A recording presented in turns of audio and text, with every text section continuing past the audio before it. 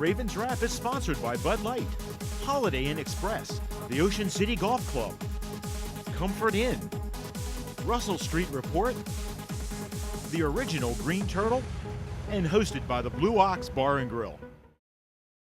In April 1959, Art Wall won the Masters, edging out Carey Middlecoff and Arnold Palmer by finishing birdie, birdie, birdie, par birdie. 1 month later, Ocean City Golf Club celebrated the opening of their first 18 holes. That course has been transformed now into one of the most scenic golf layouts on the East Coast. Come experience 36 of the most beautiful and challenging holes you'll find anywhere. Ocean City Golf Club in Ocean City, Maryland.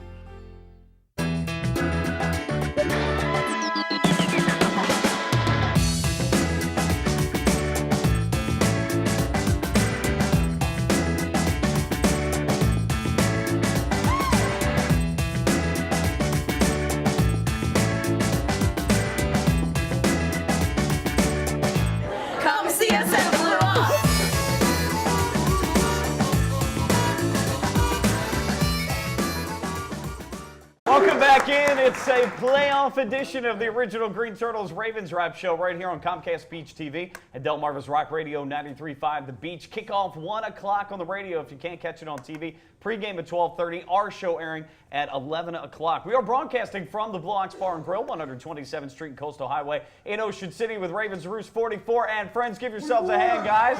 Come on, it's fifth straight trip to the playoffs. Absolutely.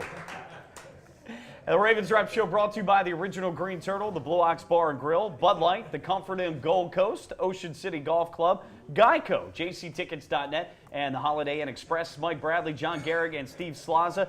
And guys, let's first quickly, let's run down the slate of games, the divisional playoff games that we've got coming up for all the teams. Actually, we'll start with Saturday, NFL Wildcard Weekend, 4:30, the Bengals at the Texans. So this is the 6th seed versus the 3 seed. The Bengals, whether they had won or not, would not have mattered. They had the 6th seed. The Colts were, I just said it. Indianapolis was locked in at the 5th seed in the game. The Texans, who have slid, they go from a potential bye, they go to the 3rd seed in that one. So 4:30, the Bengals at the Texans, a rematch of last year's playoff game. At 8 o'clock, the Vikings, thanks to Adrian Peterson, who probably should be the MVP in the league if you ask me. They're playing at the Packers, so it'll be a 3rd NFC North division matchup. That's at 8 o'clock. So those games on Saturday. On Sunday, both the Ravens and Redskins, very apropos, at 1 o'clock, the Ravens hosting Indianapolis, and at 4:30, the Redskins hosting the Seattle Seahawks. And they played back in 2007, the last time that the Redskins were in the playoffs.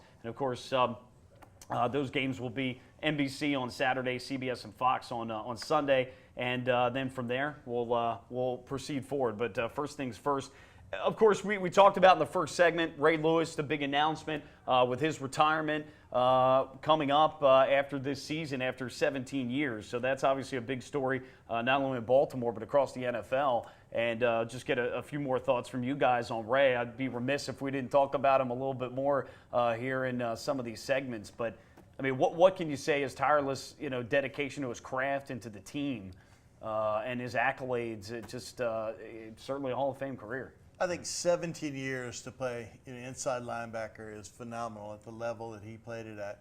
But I was telling you guys before the show, I think for him to make the announcement in the way he did, to time it so that it really catapults us into the playoffs, because he probably knew about this before the year, sure. And as the year went along, he was thinking about it more. But then to get hurt the way you did and say, for him to just not say, okay, I'm going to hang it up, but to say, okay, I'm going to rehab myself for 6 more weeks to come back for maybe 1 game if we get in the playoffs. When in the middle, sort of nip and tuck there, during the middle of that 3-game losing streak, it was not assumed we were going to get in the playoffs. So for him to come back and make this, I think that says what you need to know about him as a person, as a leader, and why this team will be very different without him than it is with him. Best linebacker, period, and it's not even a question. No one's close. Lawrence Taylor isn't close. Jack Lambert, Jack Ham, none of them are even Dick Buckets. No one's even close because of how good he was. For 10 years, he was the best in the league. For 5 years, he was top 5 in the league, and the other 2 years, he was kind of above average in the league. I mean, that is just insane. Middle linebackers are doing something every single play. There's not a position that demands more effort, contact, or something. He's either in coverage, he's blitzing, he's hitting somebody. There's contact every single one. Not a running back, not a quarterback. Middle linebackers are the real deal, and to play for that long and really have a limited injury history. I mean, he was injured a few times. Some of them were major, but for that long of a career, and to play, what does he have? The only man in NFL history with 40 sacks and 30 interceptions, something like that. Yeah. To have that kind of impact, and he's a top 20 player. I'm talking about all players: Johnny Unitas, Peyton Manning, Tom Brady's. Gale Sayers, Jim Brown, he's in top 20. He's got to be in that conversation. I mean, he is just, you don't replace, I mean, that hurts. I mean, it just hurts no matter how far down the downslope. You know it was coming at some point. But, I've gotten on him plenty of times. But I just don't know, being a Ravens fan, you just don't even know what there haven't been Ravens without Ray Lewis. Yeah. Well, and he's done it in a 4-3 scheme. He's done it in a 3-4 scheme. There are a number of defensive coordinators and defensive assistant coaches that probably owe him a paycheck because they've gone on to be head coaches in the NFL thanks to Ray Lewis in part of the great defenses that they've coached. And, we've seen those guys. And I want to say it again. I mean, leadership on a football, leadership in general. I mean, you have people in life, and this goes beyond just football. This is life. You have people that are just there along for the ride. You have people, that just do their job and show up and go home. You have people that kind of are like the Obama people where they just say, give me some, all right? And then you have guys that... I slip of those political statements there. And then you have guys that are the winners, that they're the special ones. And you always in life just want to attach yourself to the special ones. And that's what Ray Lewis is. And it has just been fortunate and a blessing for the players that played with Ray Lewis and the coaches that coached with Ray Lewis and the fans that got to watch Ray Lewis walk out of that tunnel to be attached to Ray Lewis for 17 years. So. Steve, we've been very fortunate, and I want to get on some other topics, but we've been very fortunate, as I mentioned the first segment, Ray Lewis Hall of Fame career. Almost side by side. I know he came along about 7 years later, so not exactly side by side, but for the last, 7, 8 years, Ed Reed, Hall of Fame career. We know that side by side. Terrell Suggs may not be a Hall of Famer, but he may be darn near close. To have him, Haloti not as well. We'll see. Still a lot of career left. To have those four guys and then a cast of others that are pretty good defensive players, we've been very, very fortunate. Very few, I think, NFL fans or fans of teams have been able to take a look and enjoy and be able to have that talent on the field week in, week out like that. I'm speechless. I can't even get the words out. It's been neat for us to watch that, but I think the whole thing for this year to me was to watch the young defensive players come along, to watch Ellerbe, to watch Bynes step in and have them, obviously not be as good as Ray Lewis was in his prime, but at this time to step up and have Bynes, when he came out and made 13 tackles, I mean, that was an unbelievable feat for him. And Ellerbe not being there for the 3 games they lost, I mean, that obviously says something about what he means to the team in the middle. And they're starting to get some complimentary players come along right now. Shockey Brown, look at him. I mean, before the year started, he was not a guy you thought you could put on press coverage, one-on-one. And you're looking at some younger guys really coming on. And, development of that. And, I think as a fan, that's what you wonder, what's going to happen. Everybody's thinking of doom and gloom when, Ed Reed steps down and Ray Lewis retires. Well, now you see these younger guys who are coming up and you think, okay, well, if those guys can come up and play and we get, the 10 guys we have who are on injury reserve and we have any kind of draft and we sign a couple of free agents, we're back to being, where we always have been for the past 10 years. Well, I think what you're getting at is hopefully the legacy that Ray Lewis is leaving is imparting that to other players to work hard, to, be on top of their game, to prepare. And obviously no one's replacing Ray Lewis, to be able to step up and be all that they can be for the team and be a shining example of what Ray has left or what he will leave once he retires. You just nailed it. I mean, with Ed Reed and Ray Lewis both. And this is where I get on Joe Flacco.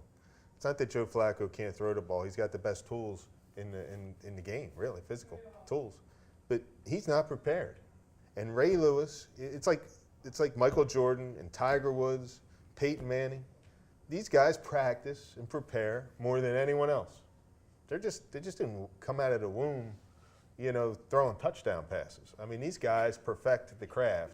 And Ray Lewis, when his physical skills declined, he got smarter.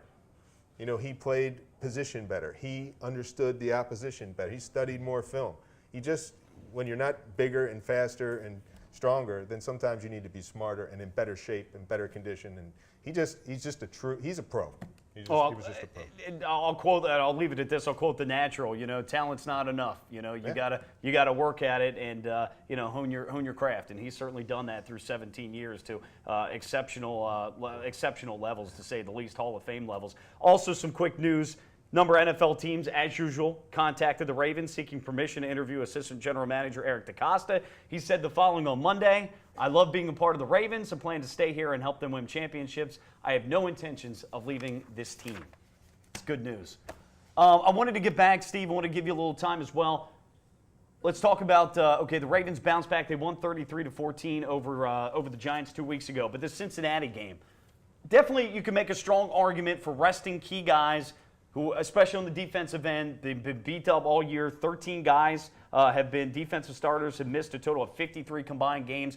But offensively, could we have not have built on that game from the Giants, kept some of those guys in there, and at least played a half to 3 quarters maybe? Or was that a mistake, or would that have been a mistake, I should say?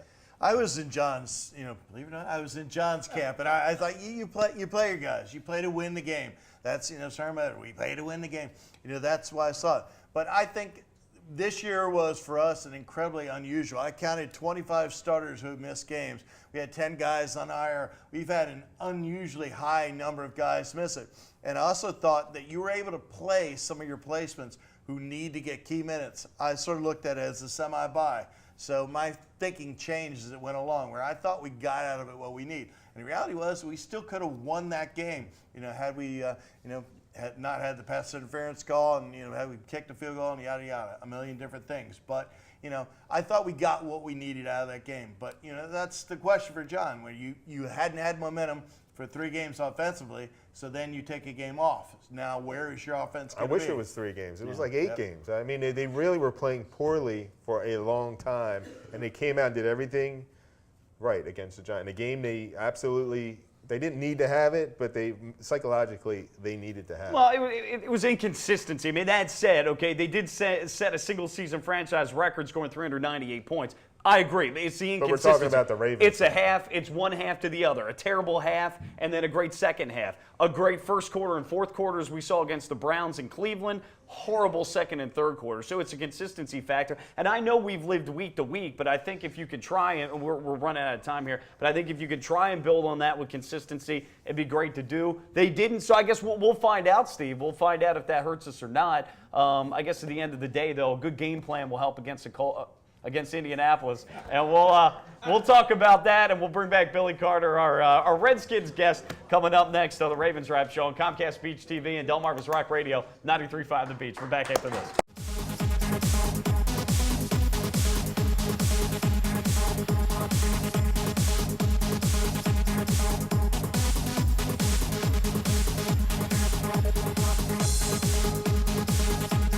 Ravens Wrap is sponsored by Bud Light, Holiday Inn Express, the Ocean City Golf Club, Comfort Inn, Russell Street Report, the original Green Turtle, and hosted by the Blue Ox Bar and Grill. Welcome to the Comfort Inn Gold Coast. Conveniently located just 1 block from the beach and adjacent to shopping at the Gold Coast Mall and the movie theater. Newly renovated and open year-round with a marvelous bayfront view. Visit us on the web at comfortgoldcoast.com and see our hot deals and great golf packages, or simply call our direct reservation line to plan your stay.